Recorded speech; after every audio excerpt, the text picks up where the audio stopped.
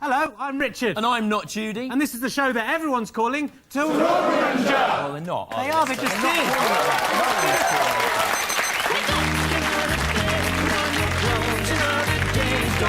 Turn on your TV. Time to watch This Morning with Richard, not Judy. Let down your hairs, forget all your cares. Kick off your shoes, here is the news. Take off your shirt, here is the dirt. Take off your pants, thanks. With Richard, not Judy. For better, not worse, it's live, not rehearsed. Made fun of money, surprisingly funny. Welcome your hosts, they will Richards, do they have no idea? So let's see how they do on This Morning with Richard, not Judy.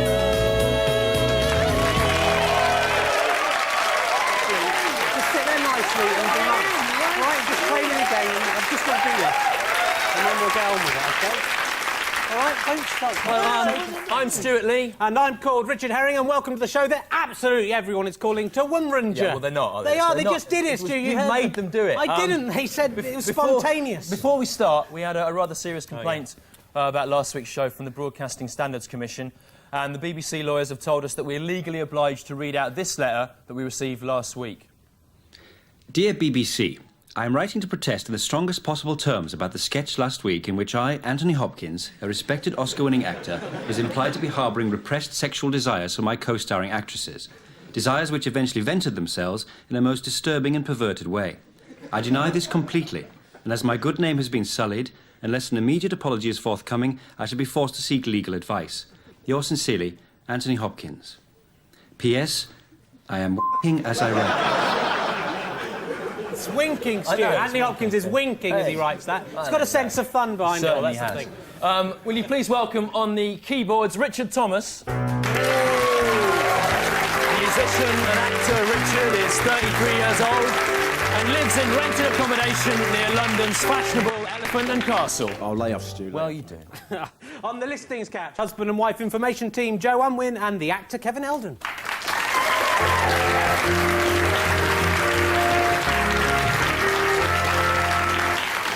And don't go forgetting our gorgeous new bar slaves, Trevor and Natalie. Trevor and Natalie. They're easy on the eye. They're easy on the eye. Here they come. Easy on the eye. Now, if you've been watching in previous weeks, you'll know that, like the Parliamentary Labour Party... Excuse me, mate, I'm trying to talk here. Excuse me, mate, I'm trying to talk here. I'm Stuart. Richard, who is this? It's Nikolai's, my French exchange partner. What is he doing here now? It's his turn to come over to Britain. Well, you're still doing exchanges now? Yeah, We're I just don't gonna really like finish. him very much. You know, he smells a bit unusual, and you know, he bullies me all the time. But you know, my mum says he has to come You're over. 30 years old. You have to do exchanges, do you? Come on, Rich, let's go. We said we'd go to the Trocadero, yeah? And go on Rock Circus and Sagawell. Come on. No, look, we just have to do this. It's 45 minutes, OK? Just sit nicely and wait. Boring. Just keep them quiet, all right? And just keep him quiet. Don't mock me like that. Shut up, Nicola. I've just got to do this. Shut up. It. Right, now, like the Parliamentary Labour Party... Shut up. We have 5 aims which we hope to fulfil by the end of the series. Yeah, let's recap and see how we're getting on so far. Aim 1 is to prove that the mystery father of Jodie Foster's baby is in fact Anthony Hopkins, and that she is the only one of his co-stars to have succumbed to his depraved advances. Boring. Apart from the grizzly bear in The Edge. And aim 2 is to attempt to make the royal family more popular by stripping them not only of their titles, but also of their clothes, and then sending them off on a full Monty-style tour of northern working men's clubs. Boring. Aim 3 is to replace Saddam Hussein's moustache with a slug that has been trained to burrow into his face while he's asleep and eat the parts of his brain that make him evil. Aim 4 is to have the KFC nibbling it girls, Tara Palmer-Tompkinson and Tamara Beckwith, deep-fried in hot oil, battered in Colonel Sanders' secret recipe, and then fed to a pack of ravenous dogs. Boring. They're finger-licking good, Apparently those girls, so. yeah. And aim 5, finally, to capture a Bigfoot live and then force it to live with a cutesy American family to see if it would really have lovable sitcom-style adventures or whether it would just rip off the children's heads and drink their blood. And that's all the aims for this week. Judge us on our ability to fulfil them. Don't do that, Nicola! Stop it! So unprofessional. I'm sorry, those are illegal.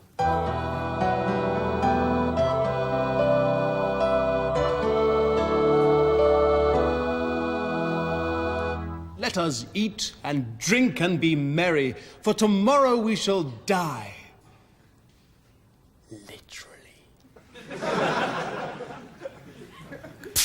Over to Joe Unwin and the actor Kevin Eldon for this week's phone-in. Oh, boring! Hey.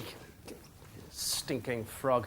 Now, this week's phone-in explores the possibilities of cloning and genetic engineering and asks you to decide, is humanity really responsible enough to play God? Yes, what kind of choices would you make if the genes of famous people and various animals were left in your hands? So, dial 0891 338801 if you would genetically engineer a hybrid of They Think It's All Over contestant Lee Hurst and a llama. 0891 338801. Dial 0891 338802 if you'd create a monstrous union of Challenge TV's Pat Sharp, a lizard's body and the eye of a fly. 0891 338802. And dial 0891 338803 if you'd fashion a mutant out of the body of Natalie Imbruglia and the head of an ant. 0891 338803. In the name of reason, dial now.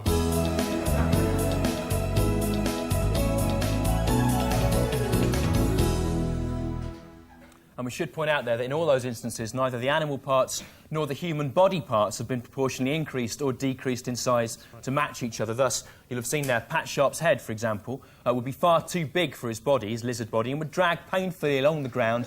And also, Pat wouldn't be able to focus his two very different eyes on any other object at all. I don't know whether that will influence your choice in any way. Presumably under those circumstances, Pat Sharp's TV presenting career would almost certainly be over. Not on Challenge TV, no. No, they're not. I've been looking at the papers. I still can't get over the fact that, you know, old punk rocker Tommy Lee wasn't happy being married to Pamela Anderson. What's going on? Well, he's a classic example, old punk rocker Tommy Lee, of an example of successful men falling into what I call the I could do better syndrome, What's right? that, then? Well, Tommy Lee's looked at Pamela Anderson, he's thought, oh, Baywatch babe, you know, world-class pin-up. Yeah. Still, I could do better than that. You know? It's a bit like Prince Charles in the 1980s. I don't know if you remember, he was going out with Lady Di back then. Probably the most beautiful woman in the world. He looked at her and he thought, well, she's not bad. I could do better than that. That's right.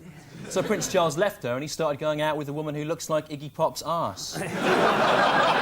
But Jerry Hall actually had some good advice on how to stop your man from straying, which certainly worked with Mick Jagger, didn't it? So she said, if you want to keep your man, you should act like a cook in the kitchen, a maid in the parlour, and a whore in the bedroom. Good advice, although better advice is most men are probably happier if you just act like a whore in every room of the house. That'll be fine. If you can't cook, just send out for a pizza while you're whoring in the airing cupboard. They'll never leave.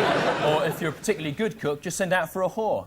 Down here in London, they're about the same price. Yeah. You don't get anchovies, do you, those two? Not on the pizza, anyway. Oh, that's not what I meant. Let's take a look at what's coming up later in the show. At 12:25, we'll be tasting wines from around the world in a thinly veiled attempt to get drunk at the licence payer's expense. And at 12:32, we'll be asking, are magic marker pens really magic? Or does it just feel that way if you spend enough time in the multi-storey car park sniffing them?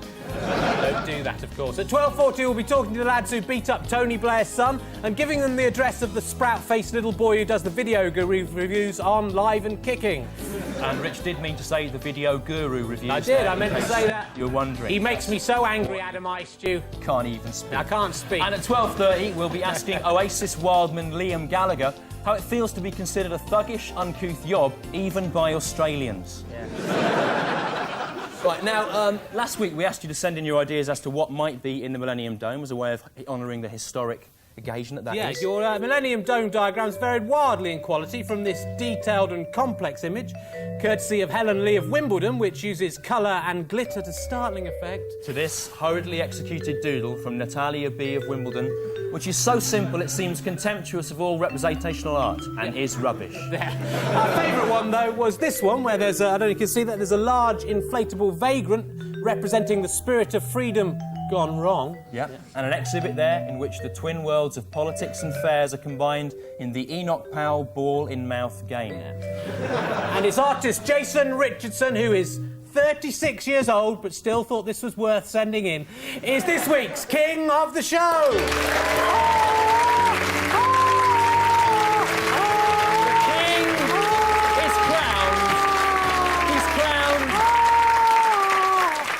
He's crowned. King Jason, I was wondering, how did you come up with this fantastical vision? Well, I actually can't remember because I came up with it in my sleep, so... You were A asleep. bit like Coleridge or some kind of visionary like that. That's right. I've lost everyone. Martin Luther King, I had a dream. This one probably will fail to inspire the civil rights movement in quite the same way, though. Never mind. Now, King Jason, we didn't bring you all the way from Wallasey in Liverpool to London to just be sat next to you by a man whose face is clearly too small for his head. Oh, no. Shut up, you leave him alone. I love you, Trevor, you're looking great. You'll also get to eat and drink whatever you desire from this, the All-Europe Confectionery Trolley. And this week's trolley is lavish with the finest sweetmeats Europe has to offer, as advertised in poorly dubbed, conspicuously foreign adverts. Yeah, from Germany, we've got my favourite, Kinder Eggs. Kinder Eggs, Richard. No, my dad calls them Kinder Eggs, and he should know. They're called that because they're a kind of egg. That's why they're... Kinder Eggs. Oh, Mum, I want some chocolate, a surprise, and small parts which may prove hazardous to younger children. From Spain, Werther's Originals. Do you remember your first Werther's Original, Stu? Yeah, because it had been spiked with LSD. Responsible. And from Switzerland, the Alpine Horn Player's Medicine of Choice. Ricola! And as ever, from America, a very telling satire of that advert there, Golden Grahams. Yeah, of course, strictly speaking, America isn't a part of Europe, although most of the people that live there have so little idea of geography that it may as well be.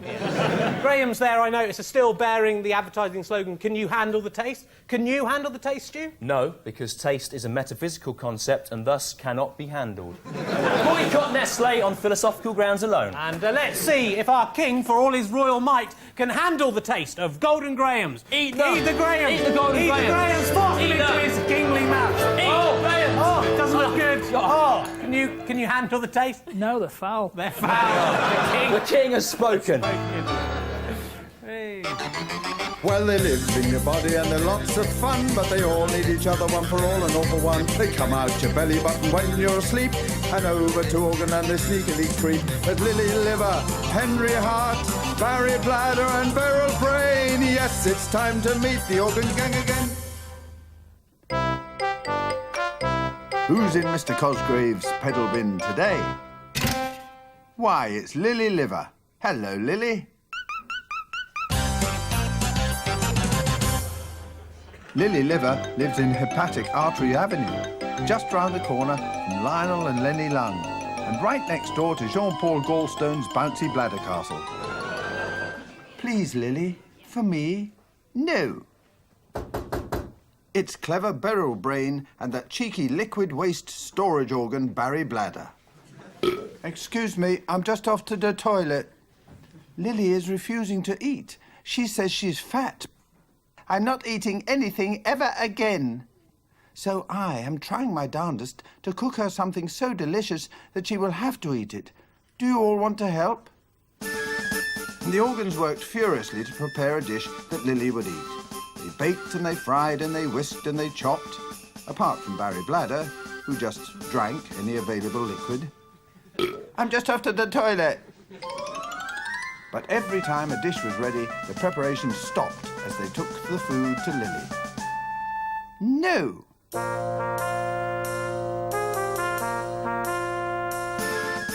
They baked and they fried and they whisked and they chopped, apart from Barry Bladder, who had found some vinegar in a cupboard.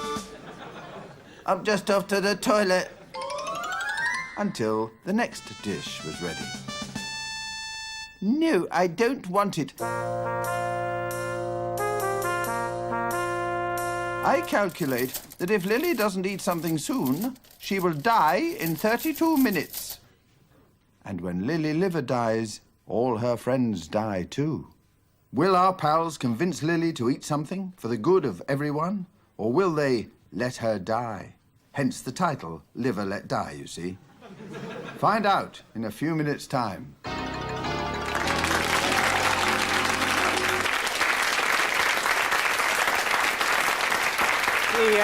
The organ gang.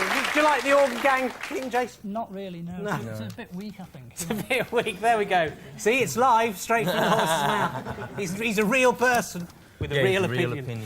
Who would you like to serve you both, Trevor or Natalie? It's got to be Trevor. Trevor? Trevor, Right, actually, so, Trevor, what, even despite his small face? Yes. Right. I'm glad I've seen you there, Trevor, actually, because we got this letter about you this week. It says, it's from a Louis Duval of SE14 in London. He says, I was watching the TV on Sunday and felt alarmed at the way you treated the young boy. That's you, Trev. See? I cannot understand why you choose to employ him if you're only going to abuse him in a weak attempt to make yourself look superior. Allow the boy a chance to reply to his tormentor. And then at the end he's put, you're right, though, he does have a small face. See that? Rich, this is so boring. Let's go down to HMV, right, and run around and steal the CDs of David Hasselhoff. No, look, just wait a minute, just stop. What are you doing? You can't smoke, you can't do that on telly. Yes, I can. It is my hobby. I like to smoke. Don't do that. My other hobby is making my tight cycle shorts even tighter and dancing around, eh? You're like Mr. King. Come on, boy, let's go party. Come on, have some respect for monarchy. I don't want a cigarette. What if my mum's watching? But you had one on the ferry. Go. But this is so boring. Go. Oh, horrible. I like this. Get out of This it. is great. Just go away. I call you Dr. Jones. Dr. Jones. Dr. Jones. Who are you? Go away. What a rewarding cultural exchange that has been.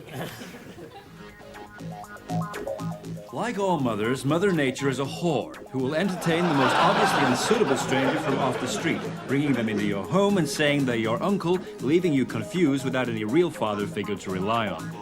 Hi, I'm Greg Evigan, and this is When Insects Attack. This week, a spider. Yeah, well, I just come back from playing football in the park, Sunday morning. I felt sticky, so I decided to wash myself in the shower in the water. And that was when it happened. Remember, all the footage you are seeing here is genuine amateur camcorder videotape, as usual. I remember I went in the bathroom and I pulled back the curtain from around the bath and I looked in there and there was a bloody great spider looking up at me, pleased as jam. And I just jumped back. And I wasn't frightened of it, I was just surprised to see it. I bumped my arm. Now, I don't like spiders, but I respect their tenacity, so I scooped him up.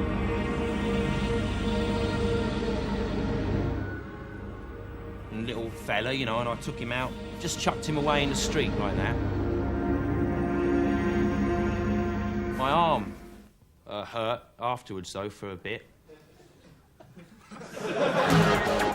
Well, Ian will be thinking twice before he tries to wash himself after sport again, however sticky he feels. Now, before you snatch up your pens, I know that technically speaking a spider isn't an insect, but an arachnid. But I think broadly speaking they're the same thing, okay? Ian Croshaw's aching arm is a constant reminder to him of what can happen when insects or arachnids attack. If you have any home video footage of people being attacked by insects, please send it in. It would be good if the things attacking people in the videos were strictly speaking insects. I mean, just because we've had a spider on the show, don't start thinking you can send in footage of dogs or otters or giraffes. I'm Greg Evigan. Goodbye. I made this.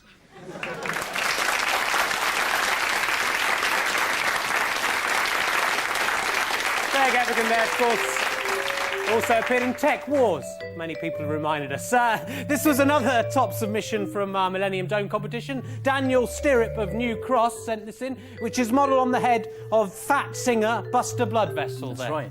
And like Ayers Rock, most of Bloodvessel's head is beneath the sand. Only the bold dome area actually houses any exhibits. There you are. Yeah, it's very exciting. Loads of entries we got. Are you looking forward to the Millennium, Stu? Yeah, I'm really looking forward, Rich, to celebrating the 2000th anniversary of nothing, right? Because if Jesus existed, which he obviously didn't, right, then he must have been born in at least 6 BC while King Herod was still on the throne. So, yes, I'm really looking forward to that. Yeah, so am I. Should be a good party, shouldn't it? All the girls will probably be drunk. Rich, I reckon you'd definitely get a snog then. Look, right. The 2000 only appears significant because we have working base 10 because we've got 10 fingers, right? If we'd all got 9.5 fingers, like Dave Allen, right, then we'd have decades of 9.5 years, centuries of 9.5 decades, a millennium of 9.5 centuries, right? So on the Dave Allen planet, the Dave Allen people will be celebrating the dawn of the 3rd Dave Allen millennium at lunchtime on October the 1st, 1714, right? So therefore, the millennium is stupid. It's very interesting, Stu.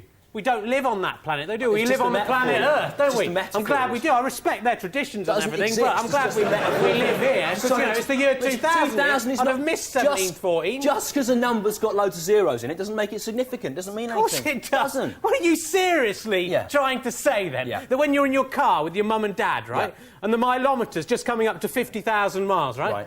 And your dad makes everyone stop and watch the mileometer and everyone goes, whoa! That means nothing. Yeah, it doesn't mean anything. It's just... Well, why does everyone go, whoa, if it means nothing? Do you agree that they go, whoa? Yeah, people do that. Well, that's a noise reserved for special occasions, woo. That is doesn't mean anything. People have been going, woo, in cars like that for millions of years. Well, they haven't, and suddenly you come along, you think you know better than everyone in human history. You make me sick to the stomach. To see the face of a child or a woman light up when it sees a number followed by a string of zeros. It's one of the most moving things on God's earth. Your heart's dead. The millennium... Dead. It's nonsense, and there's an end on it. God, you're a damp squib, you are, Stu. I'm not having you round to my millennium party. So just for you on your own then, Rich? Yeah, all right, you can come then. Right. Bring a bottle, though. A bottle of what? Of milk, obviously. What milk? I don't know, milk. Milk from the future, like the Future genetically engineered what, mammal. Lee Hurst llama milk? Yeah, that'd be quite interesting. That'd be interesting to say. Yeah, I'd You like won't be resistant to being farmed, though. Time to go over to Joe Unwin and the actor Kevin Eldon for the listings.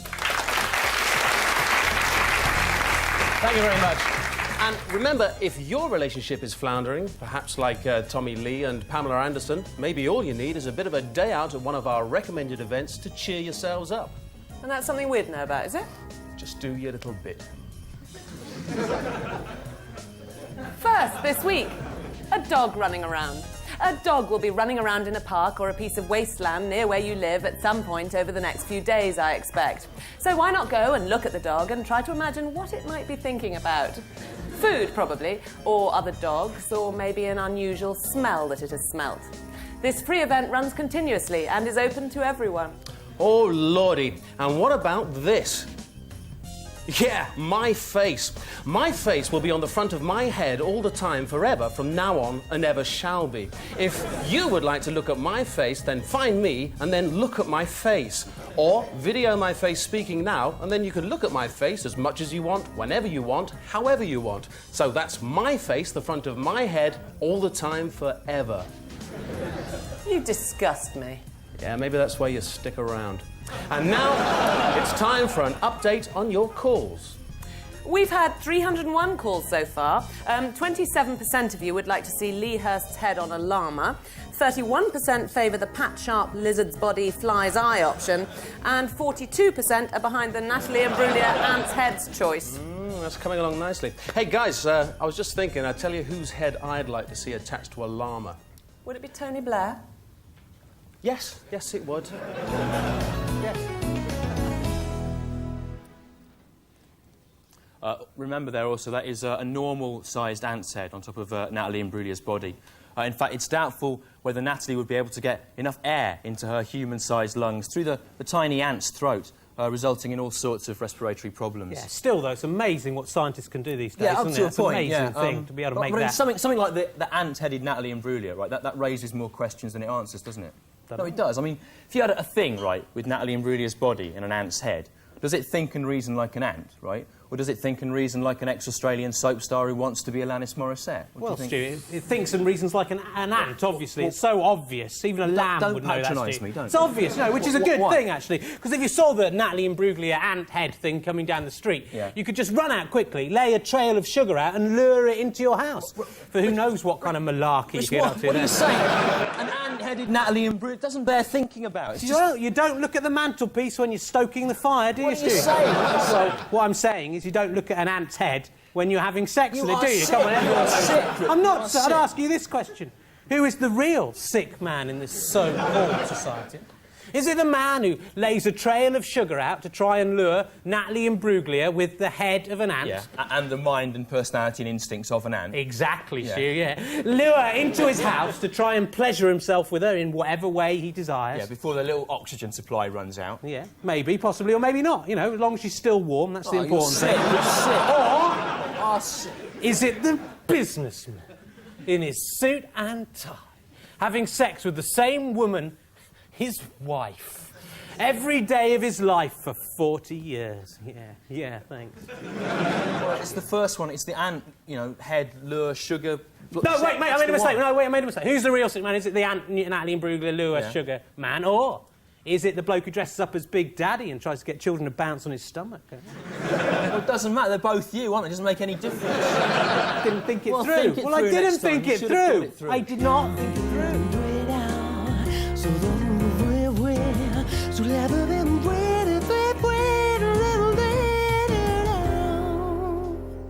No, I've told you. I want 500 words on why Ben Elton is more sexist than Benny Hill, and I want it now. The best thing about being the editor of Britain's Riot's most ironic magazine is being able to keep Britain's Riot's and most ironic journalists on their toes. Oh, before I start, I should just say that Ned, darling Ned Shering, has asked me to send one of you along to be on weekends this Saturday. Yeah, I fancy a crack at that. Telling the toffs where to stick it. So, do bear in mind that I am looking for someone. I mean, I don't even want to be on weekends or whatever it's called. You know, I think if Sasha chose me, I'd actually physically be sick. You know, having said that, you know, if you told her I said that, she'd probably choose me just to spite me. So don't go telling her, all right? No. All right. No, it's just, I know you documentary guys, right? Probably go out to the office and tell her now just to get some good footage. No, we won't. No, right. Good. So, so you're not going to tell her, right? Great. Let's chop this one out on a mirror and see who sniffs it up. The Mr. Men. Oh, yeah, Mr. Men. I love them. They're great. It's been done already, Tony. Mr. Men has been done already by Roger Hargreaves. I know they were good, though, weren't they, Simon? I like the Just red the ones Mr. Men. best. The politically correct Mr. Men. Ah. What was he called? Mr. Summit. He had a little hat on. So, instead of Mr. Small, we have Mr. Vertically Challenged. Ah. Squiggle or something. Instead of Mr. Fat, we have Mr. Size Challenged. Ah. Mr. Wiggle. And instead of Mr. Homosexual, we have Mr. Heterosexually Challenged. Mr. Heterosexually Challenged, yeah. I've already called Kipper up to do the drawings on that one. It's a stupid idea. Mr. Wiggly Worm or something? No, there isn't a Mr. Fat, is there? Or a Mr. Homosexual. Doing satires of political correctness is a hackneyed 10-year-old idea. For that kind of barefaced cheek, I should either sack you on the spot or promote you to deputy editor. But I'm not going to do either. Ah, you didn't expect that. I expected it. You didn't. I did, actually. Did not. What I am going to do is suggest that you go along to represent us on weekends on Saturday. All right. Mr. Tickle, that was him with his arms. He used to tickle people. That's how he got his name. You know, it's only a bit of radio. I've always said radio is where you begin and end your career. I hate radio. I hate everyone who's on it, including myself. Yeah, I can see from your face you didn't expect me to say that, but I did. I think it's true as well. Hello and welcome to Weekends. I'm Ned Shering, the meat on the I bone. believe it's Simon's on. I can't believe it's all I know is on the radio. Who is perhaps better known as the Stoat, erstwhile columnist of the Ironic Review. What have you got for us this week, I wonder? Well, Ned, I've got a story about the Mr. Men. The politically correct Mr. Men. So instead of Mr. Small, I've come up with Mr. Vertically Challenged. And he's a single-parent lesbian. He lives not with Mr. Grumpy, like you'd expect, no, Mr. Sad. Mr. Seasonally affected... Tony, that's Ben now.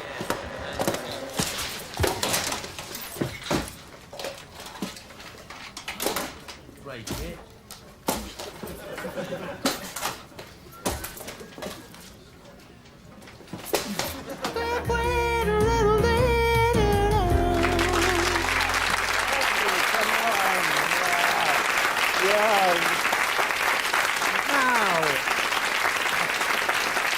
I think we've all been curious about something. I love you. Some You stage love in our me. life. Yeah, you Our love next me. break- Yeah, I Oi, love what's going you. on? Oi, Yeah. what's going? Yeah, I Get love off you. that, Kiss leave me. that. Get off me. Hey, get you with my flick Okay, now. all right, stop. Just get out now. Go. But this is so Go. boring. Nicola, don't do that. But when it finish, huh? Very soon now, get out. Go and sit down somewhere. Honestly, you're a disgrace. Anyway, will you please welcome the Curious Orange?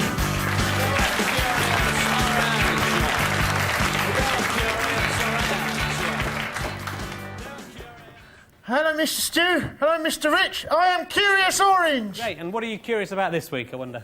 Well, this week, Mr. Rich, I'm a bit curious about this conundrum. Why do men have nipples? I mean, what's that all about? I'm very curious to know why that should be. Well, yeah, I think I can answer this one for you. See, it's all due to the development of the fetus in the womb. I mean, men can't lactate, can they? So why do they have nipples? Well, if you listen, I'm trying to explain to you why the reason is, OK? So every human being is based on a little template that grows in the womb, and it's only about week 13 that fetus starts to grow. So, you know... Yeah, but why do men have nipples? I mean, they're just useless, aren't they? Look, are you really curious about this? Or you're not listening, are you? You know, are you curious or not? Yes, I'm Curious Orange. Well, listen to the answer then. You know, Rich has asked the question, you just smirk through it. Yeah. You don't seem to be listening at all. Listen to the answer. Ooh, keep your hair on. Just strikes me strange that men have nipples. I just thought it was funny. Well, it doesn't matter if it's funny, does it? You know, are you the Curious Orange or are you the bad observational comedy Orange? What?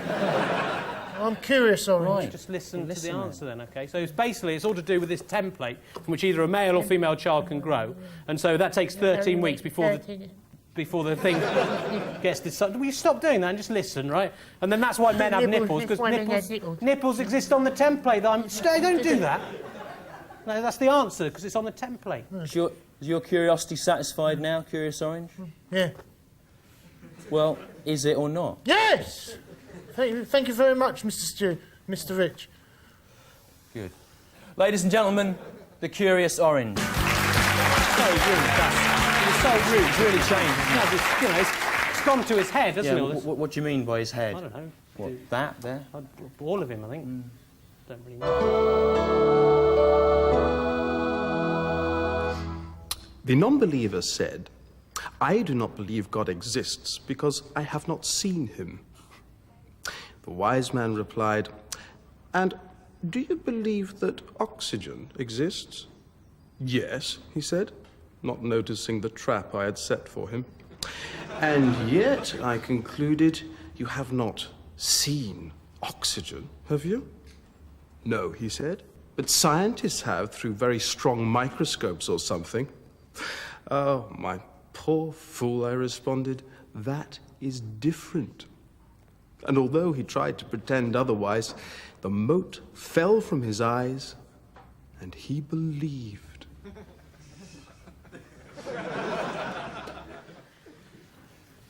We're back over here with King Jason. There he is. He's being fed by the two lovely slaves there. That's very good. Are you enjoying being king? Yes, great, yeah. Sweets this week. It's not bad. Sweets, nice, yeah. Of course, you, the royal family, have been having your privileges stripped, haven't you? People are not curtsying to you anymore. Do you think people should curtsy? I think so, yes, really. Could you two curtsy? Come on, curtsy. This is our royal family. Keep curtsying. Well, curtsy, Trevor. With a bit of effort. Come on, do it properly. That's very good. So, what do you think about the royal family? Do you think they should keep their HRH thing? Do you think Princess Michael of Kent should be HRH? Yeah, I think the ones that are left are quite good, yeah. Do you think you should have a royal title because you drew quite a good picture? Yes, yeah.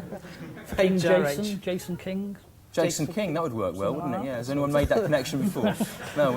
Oh, this is so boring. I hate the Millennium. Wish we'd got Stop that. Do that. Those people that worked hard on those. That's only for emergency. Stop it. Don't do that.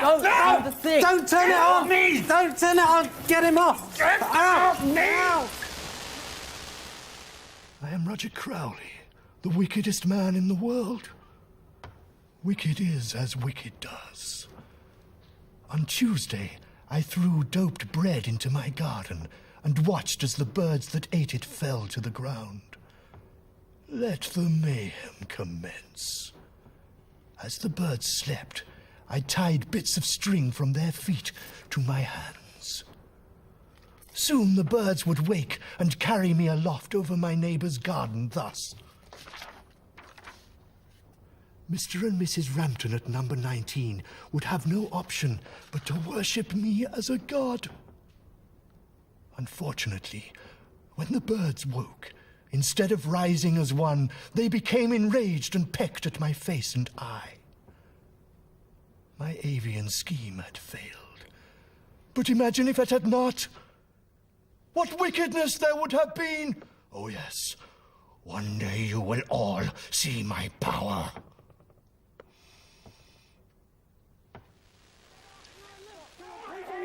I hate it! He's giving me a Chinese burn, Stu! Go to the next... burping in my face! Go to the next item. Men of Achievement, 1974. She's back! Say it! He made the smell of... Men of Achievement 1974. This week's Man of Achievement 1974 is Robin Nelson Dudding. Robin is an editor from Hastings in New Zealand and is married to Lois Yvonne Miller. They have 1 son and 5 daughters. If you are interested in knowing more about Robin Nelson Dudding, he is also listed in Who's Who in New Zealand. Men of Achievement 1974. Look at that. Awful. That's the French. That's the French for you, Stu. Men of Achievement 1974 there, proving to be perhaps the least popular regular strand of the show. Not entertaining and of minimal educational value. But we will be carrying on doing it, whatever happens. Until it gets its own series.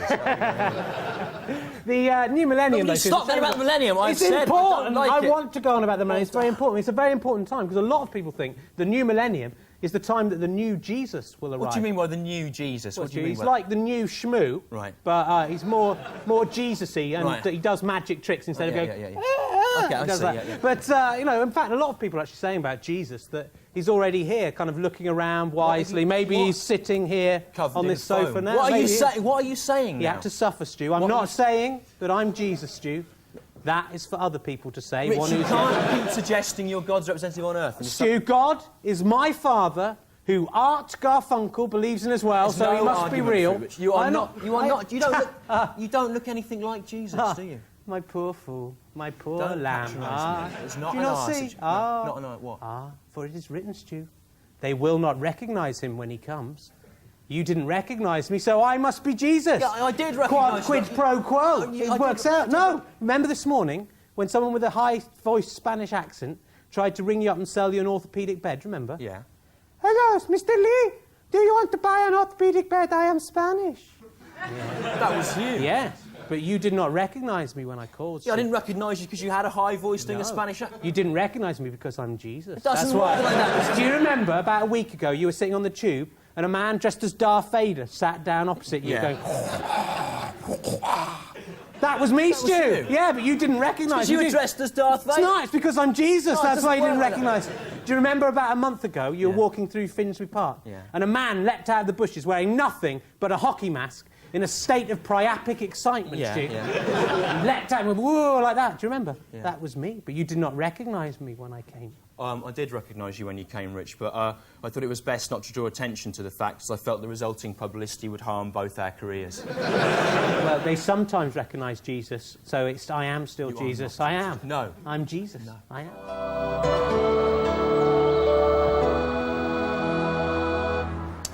Muslims, you are wrong, and I am right. So come on.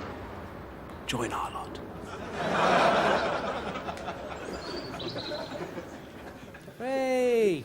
We're going to have a quick look at the week's papers. I saw today that Paul Simon's musical closed in New York. You must be annoyed about it. He's one of your heroes. No, I hate him now, Stu. I'm glad. He's an evil, disgusting man. Why? He has unnatural desires towards animals. He's unnatural. Towards animals? He does. He's disgusting. Everyone knows it, Stu. He sang about it in his song, in The Boxer, he said, asking only workman's wages. I came looking for a job, but I got no offers. Just to come on from the horse on 7th Avenue. Doesn't say horse, Richardson. And then he declares it. I said, I do declare there were times I was so lonesome I took some comfort there. You've misheard it. He's sick. How could he do that? He's a sick man, honestly. He's like Catherine the Great. He's not like Catherine the Great, Richardson. You've misheard again. Nearly a minute out of mishearing a simple song there. Did you see that they found water on the moon? Yeah, they did, yeah. And that means we can go further into space, right? And Rick Tomlinson of the Space Frontier Foundation said, "This shows the moon is a stepping stone. If God had wanted us to go into space, he or she would have given us a moon, and they did." Yeah. Well, God obviously didn't want us to go into space that much, doesn't he? No. He'd have made the water a bit easier to find. Yeah. Or if he'd really wanted us to go into space, he could have just made us emerge from the moon with kind of fuel canisters attached to our heads, powerful enough to shoot our infant bodies out beyond the ozone layer. Oh, if he really, really wanted us to go into space, right? He could have just made us born in outer space, couldn't he? Yeah. In space, in there, that would have worked. Do you like the organ gang, Ben? No, it's boring. Ben? Who's this Ben character? From Planet Mirth. All right. It's time to meet the organ gang again. Welcome back. Lily Liver still isn't eating, and our organy chums don't know what to do about it. Well, said Barry, I remember seeing an episode of Mr. Ben once that wasn't dissimilar to this scenario. No, this is different to that. No, it isn't. Even the trumpet music was the same. Anyway, the way Mr. Ben made the spoilt princess eat was to invite all the urchins from the neighbourhood to come and join in the feast. I'm just off to the toilet. The only things resembling urchins in Organland were the Kidney kids, Kim and Kenny Kidney. I don't want to eat with these stinking little brats. I am sophisticated. I like eating expensive fruit and canapes with interesting rich people, not crisps and jelly with small urine processing organs. Well, there's no need to be rude. Perhaps I can be of some assistance. It's Henry's uncle, Sir Spencer Spleen, the richest, most sophisticated organ in the world. I think I know what might help you get back your appetite, Lily. A night out with me at the Wrist Hotel. Oh, yes. Oh, Spencer, come on. Let's go. I'm starving. Well, it looks like, thanks to me and my poshness, Lily Liver has spleen the error of her ways. And everyone laughed till bedtime at this brilliant wordplay. Except Henry, who was a bit sad that, after all his efforts to impress Lily, he had been cuckolded by a spleen in a top hat.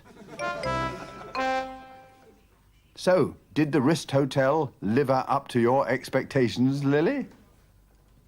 But it was nice of Henry to go to all that trouble to make you all that food.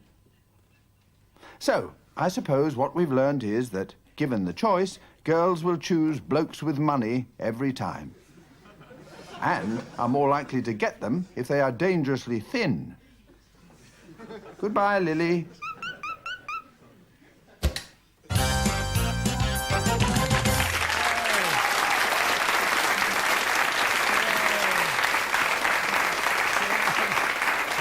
Hooray for the organ gang there.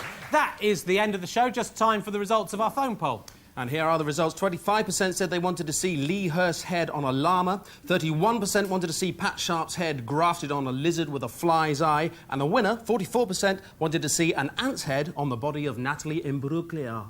So let's just enjoy that startling image once again. I find that slightly arousing just thinking about it. Right, why not send us your own image of a genetically modified celebrity? That's right, it could be a collage or a drawing that you have done in crayon or pen. Yeah, even if you're grown up, do it. Send them to this address, TMWRNJ, room 3306, Tivasur, London, Wood 12, 7 Ridge. By Thursday, please. And the best one will be the king of the show here in London town next week. I'm going to just say about that, don't email pictures to us because our computer isn't actually good enough to translate them, so don't do that. Send them through the post. Yeah, you can email us, though, if you want to ask us about anything, or visit our website on that address there that should be up now. Anyway, stand up, put on your Church of England hats, and let's close with this week's hymn, Oh, Jesus, I Have Promised. Oh, no, why do we have to sing a hymn? Hymns are boring. Let's sing Europop. We always do it. We always do it. No, I hate English. It's so bumming crap. Right. Europop, do what you want if it'll make you happy. OK, we sing the greatest hit of all Europe. Opus's big song, Life is Life. You know it? Life is life. La, la, la, la. Life is life. La, la, la, la. Life is life. La, la, la, la. Life is life, la la la la la. When we all